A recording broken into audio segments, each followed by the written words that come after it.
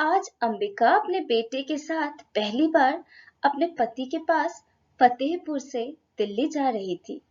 फतेहपुर से दिल्ली तक का सफर वैसे तो इतना लंबा नहीं था, लेकिन अंबिका को उसे तय करने में अपनी जिंदगी के 18 साल लग गए। अंबिका की आंखों से आंसू लगातार बह रहे थे। जब भी उसका बेटा जो ट्रेन की खिड़की की तरफ बैठा था उसकी तरफ देखता, तो वो अपने आंसुओं को छुपाकर मुस्कुरा देती। पर जैसे ही उसकी नजरें अंबिका से हटती, उसके आंसू अविरल बहने लगते। उसका बेटा तो बहुत ही उत्साहित था कि वो शहर अपने पापा के पास जा रहा था, लेकिन अंबिका बहुत घबराई और परेशान सी थी। दोनों के चेहरे के भाव ट्रेन में बैठे लोग बहुत आसानी से पढ़ सकते थे।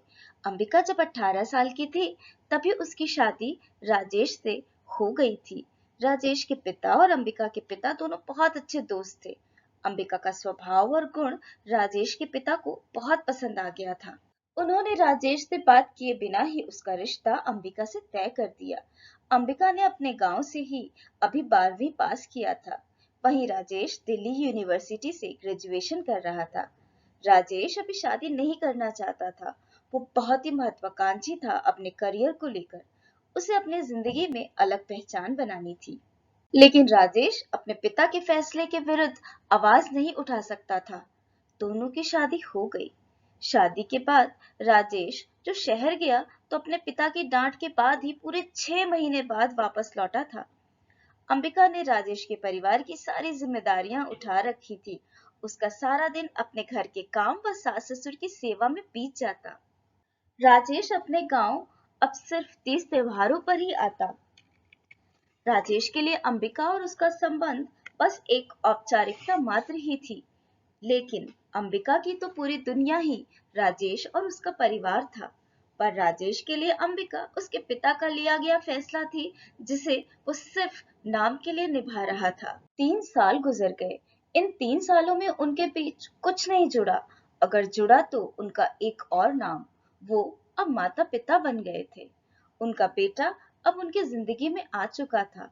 अंबिका की जिंदगी में जो भी खालीपन था, उसके बेटे के आते ही पूरा हो गया। लेकिन राजेश का ध्यान अब भी सिर्फ अपने करियर पर ही था। राजेश अब पीएचडी कर रहा था। उसे घर व बच्चे की कोई परवाह नहीं थी। इन सब के लिए अंबिका जो थी, दोनों अपनी जिंदगी जी रहे थे। अंबिका को राजेश का साथ जो 2-4 महीने में 2-4 दिन के लिए मिलता था, वो उसी में खुश थी। समय गुजरता गया। अब तक राजेश यूनिवर्सिटी में प्रोफेसर बन चुका था। लेकिन राजेश की महत्वाकांक्षाएं कहाँ कम होने वाली थी। उसने अब तक शहर में अपनी बहुत पहचान बना ली थी और उसकी दिलचस्पी राजनीति में भी थी।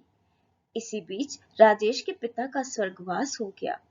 कुछ समय बाद ही वो अपनी माँ को अपने साथ शहर ले गया, पर अंबिका और बच्चे को गांव में ही रहने को कहा।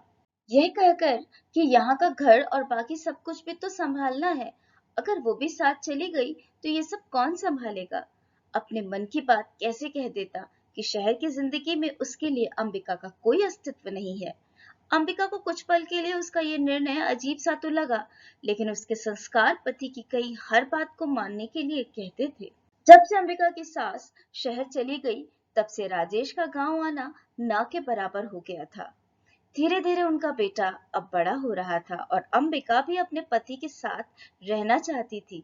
लेकिन राजेश कुछ न कुछ बहाना बनाकर हमेशा इस बात को टाल देता।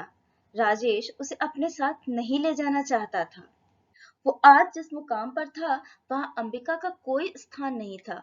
वो कितना पढ़ा लिखा, बड़े बड़े लोगों में उठने बैठने वाला, इन सब के बीच वो अपने साथ अंबिका की कल्पना भी नहीं करना चाहता था। वो तो उसकी जिंदगी पे लगा वो दाग थी, जिसे वो मिटा नहीं सकता था, इसलिए सबसे छुपा कर रखना चाहता था। अंबिका का बेटा अब 8वीं पास कर चुका था और उसका दाखिला 9वीं में करवाना था।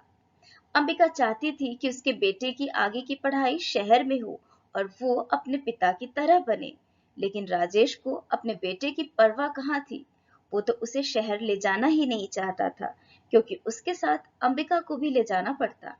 अंबिका के मायके वालों और दोस्तों ने भी उसे बहुत समझाया कि अब बंद करो, त्याग करना, अपने लिए ना सही लेकिन अपने बच्चे के लिए तुम्हें आवाज उठानी ही पड़ेगी। अंबिका के बहुत बार कहने के बावजूद जब राजेश उन दोनों को शहर ले जाने के लिए नहीं माना, तो आज अंबिका बिना राजेश की मर्जी के उसके पास अपने बेटे के साथ जा रही थी। अंबिका ने अपनी सास से बता रखा था कि वो आज शहर आ रही है। उसकी सास भी यही चाहती थी। अंबिका और उसका बेटा सब साथ रहें, पर वो अपने बेटों को समझाने में असमर्थ थी। राजेश अपने घर के दरवाजे पर अंबिका को देखकर हैरान परेशान सा रह गया था। वो उसे वापस तो नहीं लौटा सकता था, इसलिए उसने कुछ नहीं कहा और ना ही उनका हाल ही पूछा। जब राजेश के दोस्तों को पता चला कि उनकी पत्नी आई हुई है, तो लोगों ने उनसे मिलना चाहा, उसे अपने घर बुलाना चाहा, तो राजेश हमेशा कोई ना कोई बहाना बना देता कि कभी उसकी तबीयत खराब है या वो आना नहीं चाहती थी कहकर किसी से मिलने नहीं देता। राजेश ने अपने बेटे का एडमिशन शहर के एक स्कूल में करवा दिया। उसकी अब तक की पढ़ाई गांव में हुई थी, तो शहर के स्कूल में उसके लिए तालमेल बिठाना थोड़ा मुश्किल हो रहा था। वो अपनी माँ से परेशानी बताता था, पर पिता से बेटे के संबंध आज भी ना के बराबर थे। एक दिन अंबिका ने राजेश से कहा कि बेटे को स्कूल में इंग्लिश में समस्या हो रही है, इसलिए उसको किसी इंग्लिश की कोचिंग क्लास में डाल देते हैं। इतना सुनते ही राजेश अंबिका पर बहुत जोर से चिल्ला पड़ा। क्या ये कम है कि मैं तुम दोनों को यहाँ रहने दे रहा हूँ? अब मैं तुम्हारे फालतू के खर्च नहीं उठाऊंगा। तुम्हें अपने बेटे के लिए खुद ही इंतजाम करना होगा। तुम्हारा और तुम्हारे बेटे का अस्तित्व मेरे बगैर है क्या? जितना मैं कर रहा हूँ उसे मेरा एहसान समझो। उस दिन अंबिका के अस्तित्व को बहुत बड़ी चोट पहुंची थी। उसकी सारी जमा पूंजी तो उसका परिवार के लिए किया गया काम और बेटा था। उसने तो कभी अपने बारे में सोचा ही नहीं था। इतने सालों में वो ये समझ गई थी कि राजेश के लिए उसका कोई महत्व नहीं है, लेकिन उसकी जिंदगी में उसका अस्तित्व ही नहीं है। ये भ्रम भी आज टूट गया।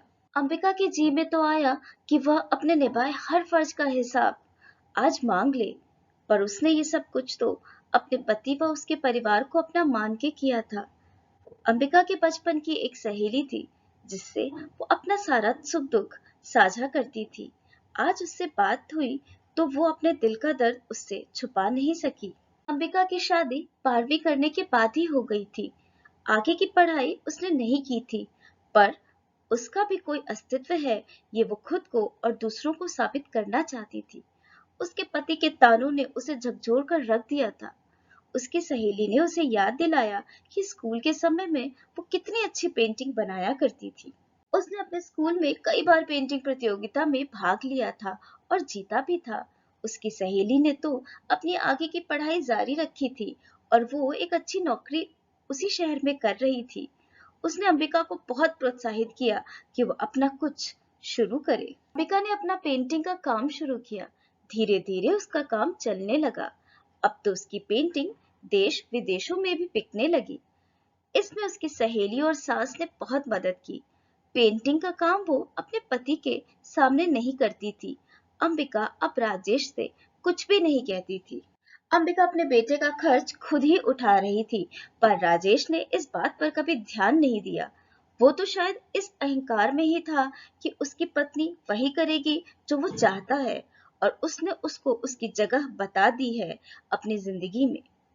एक दिन अंबिका की फोटो और एक आर्टिकल न्यूज़पेपर में छपा।